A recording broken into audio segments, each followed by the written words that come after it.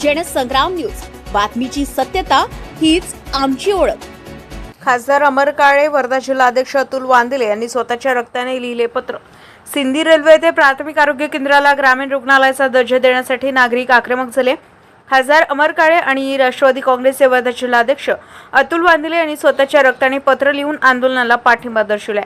सिंदी येथील ग्रामीण रुग्णाच्या संदर्भामध्ये या ठिकाणी ग्रामीण रुग्णालय मंजूर व्हावं याच्याकडे सातत्यानं पाठपुरावा सिंदीतल्या सर्व नागरिकांचा चालू आहे। अनेक वर्षापासून पाठपुरावा करून सुद्धा या पाठपुराव्याला यश आलेलं नाही। अजूनपर्यंत सिंदीला ग्रामीण रुग्णालय झालेलं नाही। त्यामुळं सरकारला जागा करण्याकरता या ठिकाणी सिंदी रेल्वेतल्या सर्व नागरिकांनी एक अतिशय अनोखं असं आंदोलन या ठिकाणी उभं केलं आणि आज जवळपास 1400 लोकांनी आतापर्यंत स्वतःच्या रक्ताने राज्याच्या मुख्यमंत्र्यांना पत्र लिहून तात्काळ सिंदी रेल्वे येथे ग्रामीण रुग्णालय मंजूर करा अशा पद्धतीची मागणी केलेली आहे।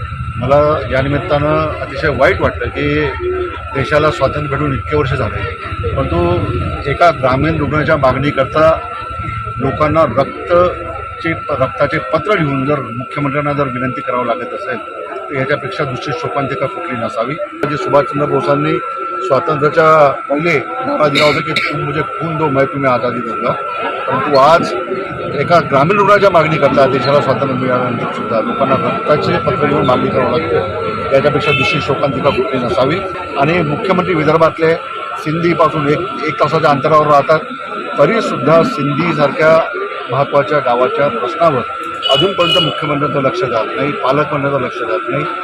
मी या सर्व गोष्टीचा निषेध करतो आणि पुढचं आंदोलन याहीपेक्षा तीव्र होईल। त्यामुळं सरकारने या आंदोलनातून बोध घ्यावा आणि तात्काळ सिंदी रेल्वेला या ठिकाणी ग्रामीण रुग्णालय मंजूर करावं ही मागणी मी आपल्या माध्यमातून त्यांना करतो। परिसरातील नागरिकांनीही 1400हून अधिक रक्तपत्रे लिहून ती मुख्यमंत्री देवेंद्र फडणवीस यांना पाठवण्याचा निर्धार केलाय।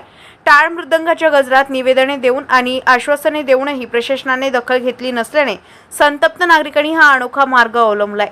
आमच्या जीवाशी खेळ थांबवा, ग्रामीण रुग्णालय द्या असा भावनिक संदेश या पत्रातून देण्यात आलाय।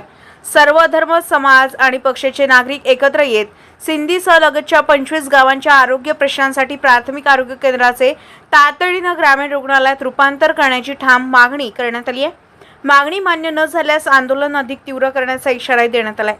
Mohan Surkar, Jansangram news, Sindi railway.